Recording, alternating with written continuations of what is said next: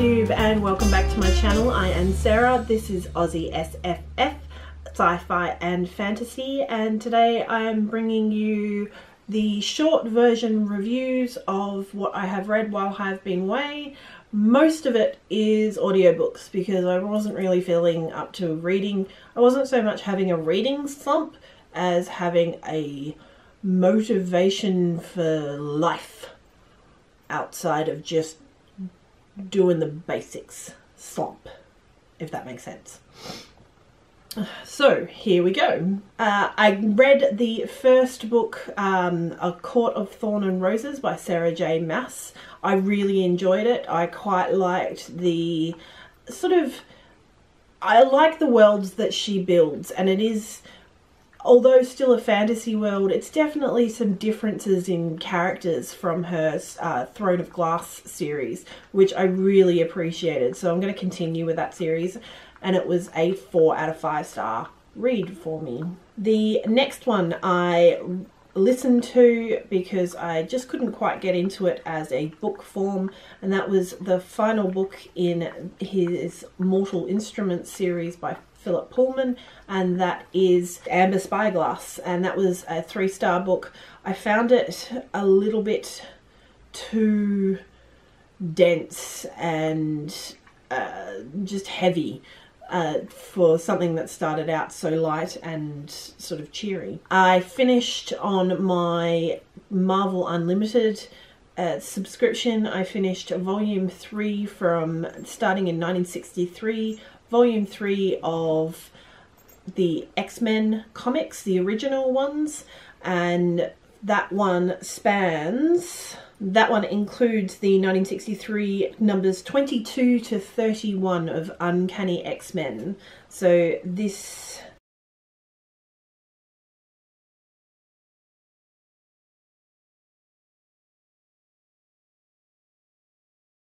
again, this one was a audiobook. I listened to book number 2 in the Interworld series, and that was The Silver Dream by Neil Gaiman. That one was a 3-star read. I've got the 3rd one on hold for me coming through on my audiobooks from my library. Next one is a audiobook.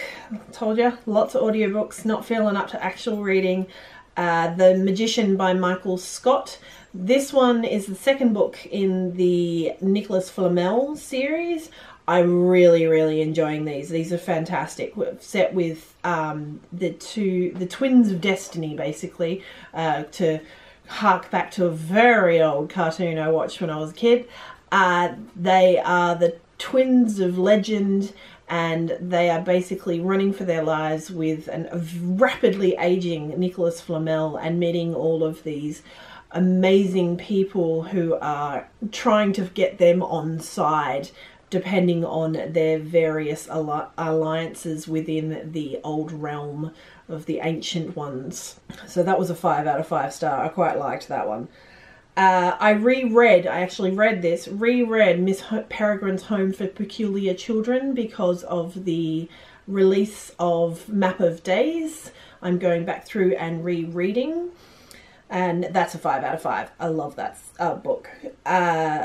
I've also, and this is like a guilty pleasure for me, I love my crime drama, I love my murder mysteries, and I have been listening to the Alex Cross series. I actually read this one. I borrowed this one from the library electronically, and I read this one. This was Jack and Jill, and this was the assassinations of various celebrity style people within Washington DC, and Alex Cross was working on that because it was very high profile people, but there was also someone murdering children in his home suburb, and as he is a African American and his home suburb is predominantly African American, these kids that were being murdered were African American kids, and it just wasn't getting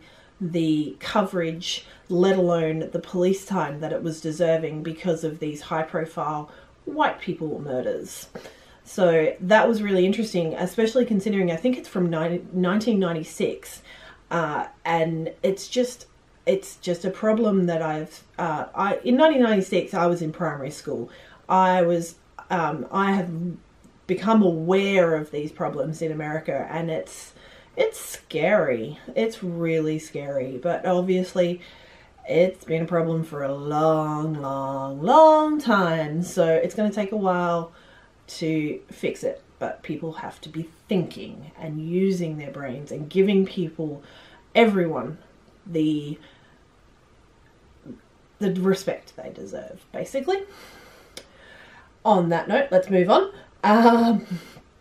I also listened to A is for Alibi by Sue Grafton. I sadly never read any of these while she was alive. It was a 3-star read for me. It wasn't bad, but it wasn't as good as the Alex Cross series, basically, because I really like them.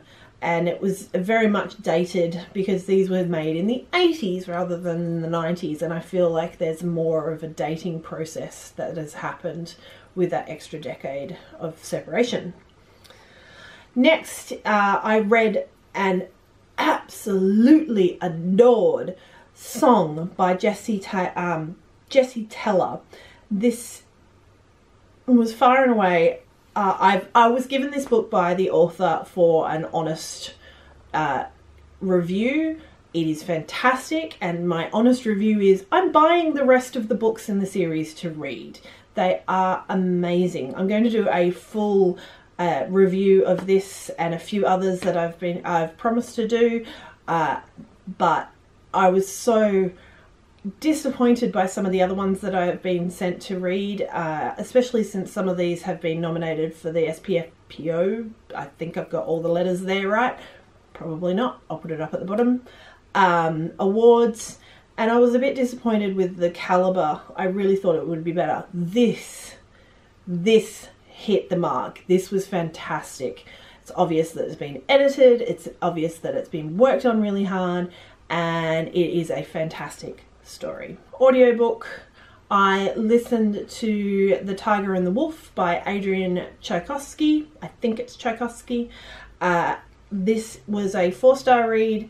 Again, a very the magic system, if you want to call it that, because we've got every person has the ability to turn into an animal, and according to your animal, it's usually your parents. Whatever your parents' animal was, they live in tribes of those animals, and you will be turning in. So if your parents were wolves, you'll be turning into a wolf. If your parents were a deer, you will turn into deer. There's hyenas and there's bears and there's reptiles, and it's all very much very structured society, but it also sounds quite nomadic and a bit medieval. They don't have all the structures of a medieval sort of time frame. Our main character has grown up in a wolf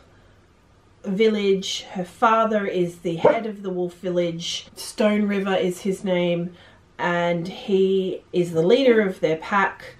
But her mother was killed just after she gave birth because she was the queen of the tigers, and the wolves had overthrown the tigers. So she is actually able to step, as they say, into the skin of a wolf as well as the skin of a tiger, but she has that hidden because if they saw her as the tiger, she's pretty sure they'd kill her. And then we follow her story.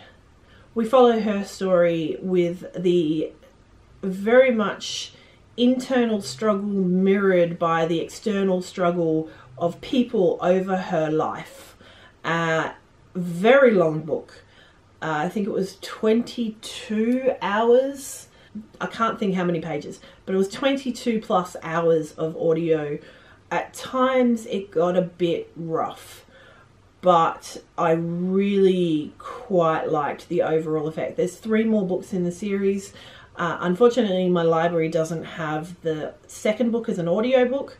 It's got the first and the third, oddly enough. So I'm going to have to try and read the second book because I do have it as a ebook to borrow, but I'm going to have to set aside some time to do that because I assume it's going to be just as dense. Lastly, the only other book I have finished in the few weeks since I have been off air is Deadpool #1, and that is from 1997, and it follows on from The Circle. I think it was the miniseries of The Circle. If it's not, I'll put the other one up here. And it was obvious they're trying to set a lot of things up. It wasn't as dense as The Circle and the other ones that I have read, which I enjoyed a little bit more. But I'll continue with the series because Deadpool is cool.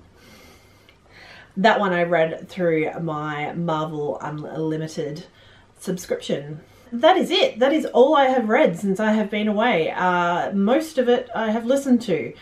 So if any of these are your favourites, give me a heads up. If you recommend anything to me or you just want to say hey, hit up the comments, hit the like if you like it, subscribe if you haven't, and happy reading. Bye.